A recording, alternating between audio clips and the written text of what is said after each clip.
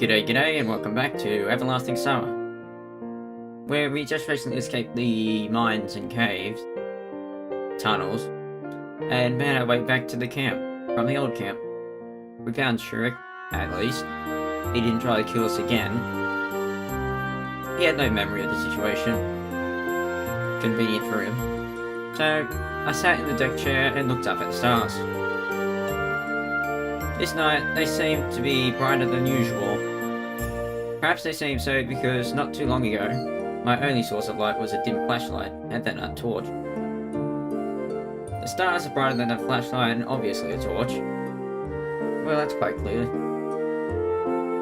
Most of the stars, I guess, are even brighter than the sun, but they're so far away. Well, they're suns themselves, so there's quite a lot of them that are larger than our sun. So why have you come? I asked without even turning my head. Eliza's footsteps could be heard well in advance in the silence of the night. Hi. What did Shurik say? He said that he doesn't remember anything.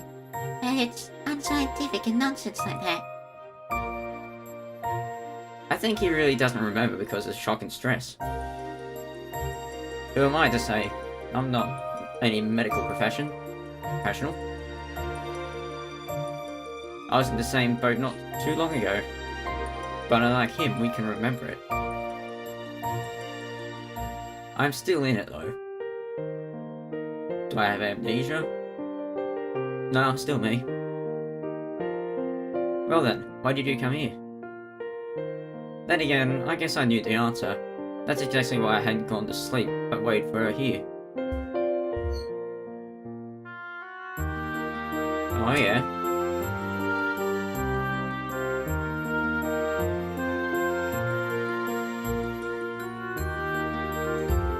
What were you thinking?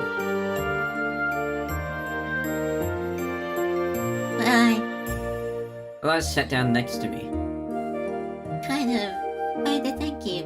After all, down there, you know. No problem. It wasn't. We just had our heads smashed in, that's fine. I said gently and leaned back. Well, alright then. She got up and was going to go. You think that I'm angry with you? I'm not. Everything's okay.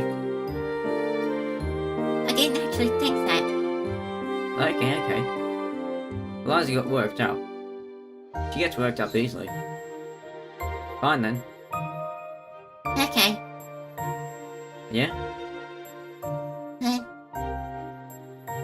Just go, or I said kindly and waved my hand. I'll go when I want to. Fine. Then now you don't want to. You go when you want to go, not when I ask you to go. I want to. Was something preventing you from going? Moron. Eliza stamped her foot and quickly walked away from the leader's cabin. I took a deep breath and stood up. My head was terribly dizzy from fatigue. Well, at least Olga Dmitrievna is sleeping already and I won't have to explain anything. Well, you might have to still explain something when you get up. You know, you probably still have the wound and that.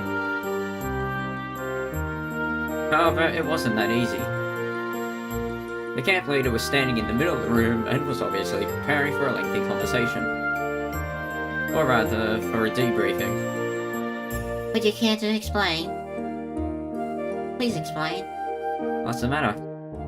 In fact, you didn't mind when we were going to search for Shurik. Then what? Have you found him? Looks like she was more concerned about me coming back late than the fate of the lost pioneer. How nice. Yes, we have. By the way, why are you standing here in the darkness? What? I said, why in the darkness? Because it's time to sleep. And get a drink. Hydration is important.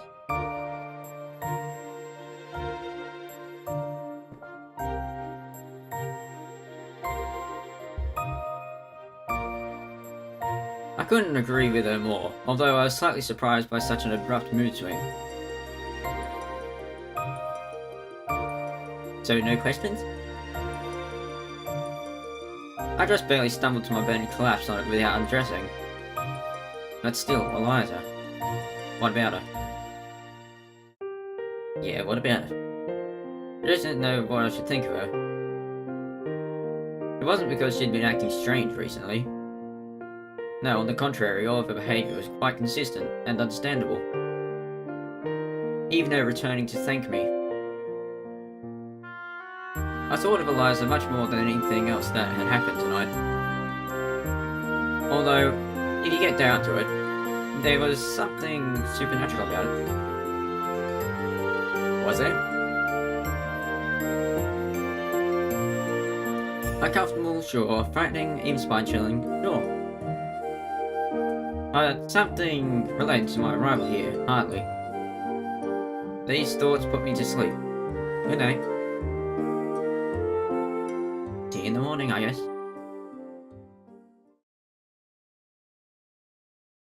Day 5. How many days do we have? We ran. Ran with the last of our strength. From? Like those who run from their precious lives. Like a doomed person knowing that there is no hope to save his life, will still fight the inevitable and his own fate. I barely managed to close the heavy metal door behind me. I have no idea how deep this bomb shelter is, or if it's able to withstand a nuclear blast, or even no other place to hide. Are you having a nightmare? She gripped my hand tight. Don't be afraid. Bits of the ceiling were falling and the walls were shaking. I was prepared for the worst. What sort of nightmare is this? But death is kind of thing that you can't even ever be prepared for. But suddenly complete silence fell. It rang even louder than the explosions. Maybe it's time to say goodbye. Or wake up. She was whimpering. I wanted to comfort her somehow, but realised that there is nothing I can do. Yes? You know,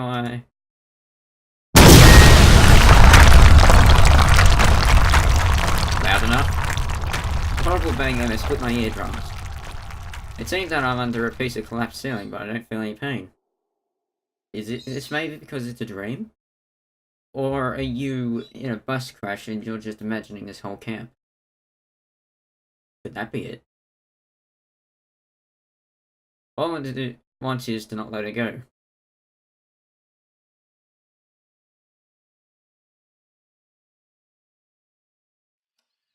I woke up in a cold sweat, short of breath and gasping for air. It took me some time to come to my senses. Snap out of it, come on, drop. It was a dream? Sure it was. Or a dream within a dream.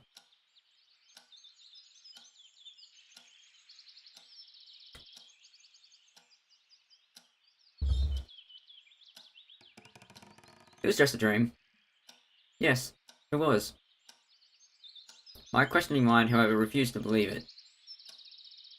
But who was that girl with me there? I didn't want to let go of her hand so desperately. Sadly, I couldn't recall her at all. The clocks were showing a few minutes past 10. I slowly came to my senses as reality started to stake its claim on my mind, and my stomach foully growled. Alright, war is war, but lunch should be served in due time. It turned out that Olga Dmitrievna wasn't here. She must have decided not to wake me up. Well, thanks. Go out of our camp leader for this. Thanks, camp leader. After yesterday's adventure, I have to have a rest. Last night remained a blurry memory which I really didn't want to think about. It's now more important to find something to eat. And to wash myself. Exactly. because a pioneer must always be clean and tidy. Now, I would agree with this principle even if I wasn't a pioneer, and as a matter of fact, I'm not. Well, get yourself clean. On my way to the washstand to my electronic. He started to wave his hands and ran up to me. Good morning. Thanks to you for finding Shurik, but I don't even... It's nothing. I was a bit embarrassed. No, really, don't be shy. The country must be proud of its heroes. Dark comrade. And what about Shurik? How did he look this morning? Is he alright? After yesterday's craziness, I thought such a question was completely valid. Yes, absolutely. The only thing is that he can't remember anything. Can't he? I wasn't surprised at all. He says that he went to the abandoned camp yesterday and then woke up in his bed this morning. I mean, he remembers nothing between those two events. I see. Alright then. You missed breakfast, right? Come to our club, we'll feed you.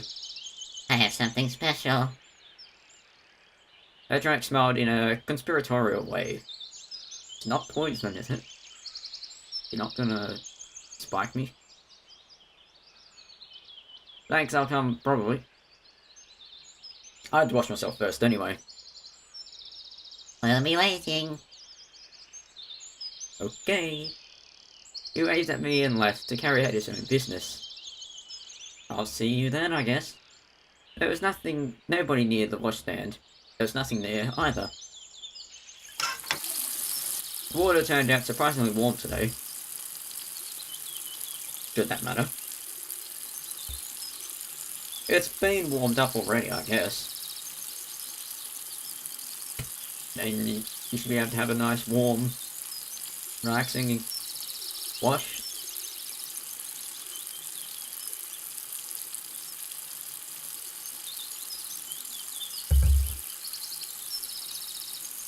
Having my face washed, I realised that it wouldn't be easy to wash the rest of my body here. Maybe I should go to the showers. But since there was nobody here, I turned the tap in such a way that the water stream parallel to the ground and started to take off my clothes. Let me guess, somebody appears. And what if somebody sees me? Well, I'll rinse and dry myself quickly and put on my clothes.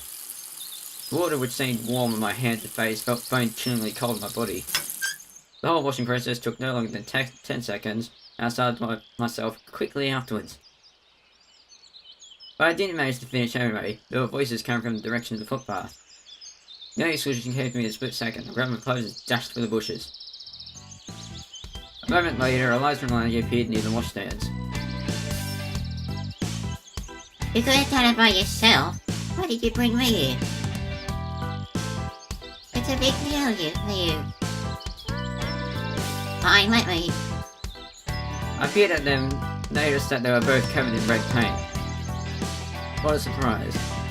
Wonder how they managed that. Eliza opened the valve and started to rub the lines back. Take off your bra. Don't make me censor this. What if somebody sees us? What? Is there anything to say? She grinned. Okay, just be quick. It was true that there wasn't much to look at, but even so, I stared at the girls narrowly. You pervert. It was a pity that they were standing with their backs to me. A minute later, Eliza managed to wash off all the paint. I'm done. Thanks. You're welcome. Eliza replied lazily. Listen, let me try and yours. She pulled out Eliza's bra. You won't get you for sure. Well, let me try anyway. What are they? Nobody's here, right?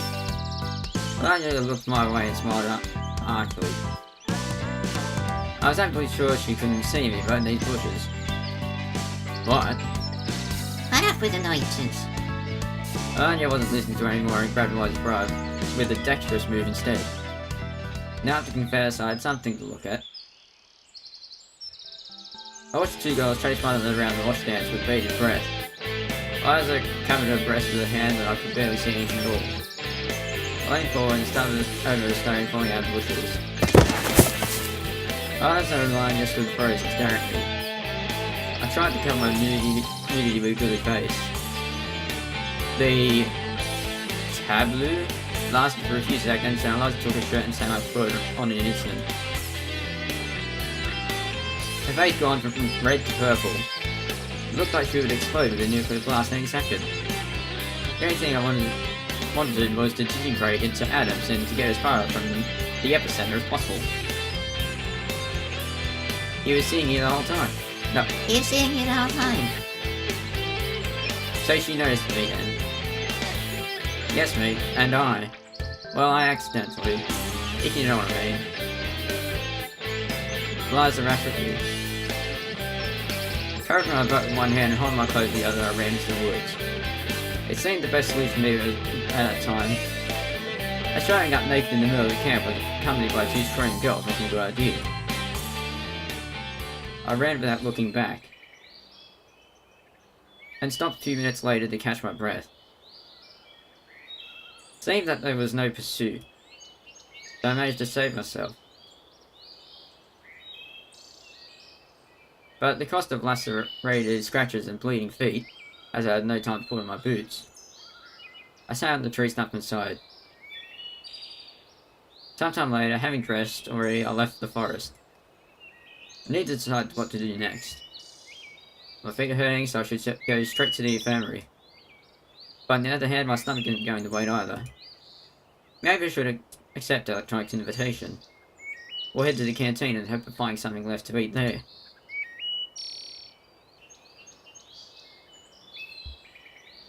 Let's go and accept Electronic's invitation.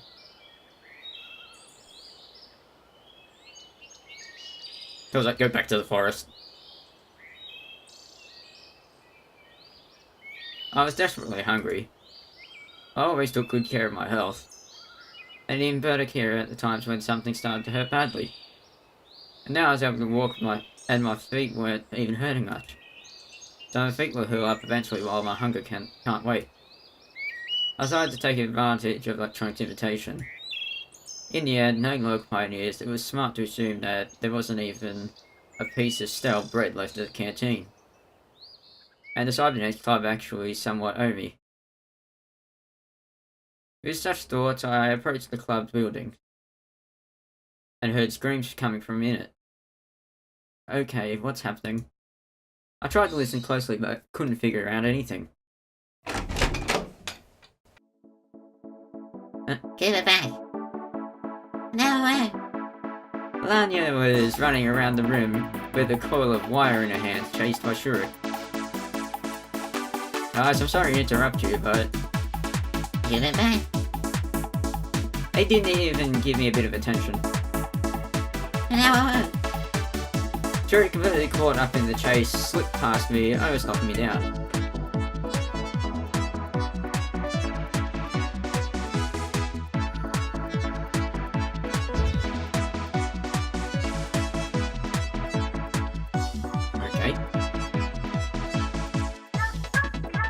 Melania was running in circles around the room, laughing cheerfully. I wonder what she needs this wire for. Meanwhile, the head of the Cybernetics Club was looking fine even after yesterday's madness. One could even say he was looking fresh.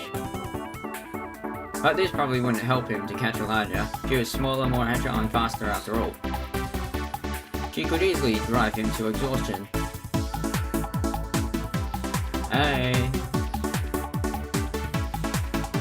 Bye. Melania ran up to me and hid behind my back. Shuriken left the club, slamming the door on his way out.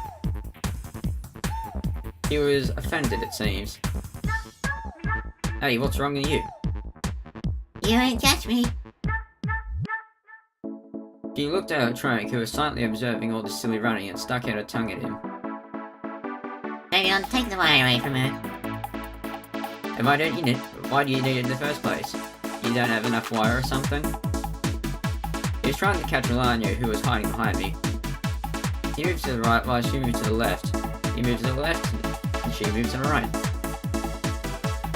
In the end, I got tired of this and grabbed the wire from Melania with one dexterous move.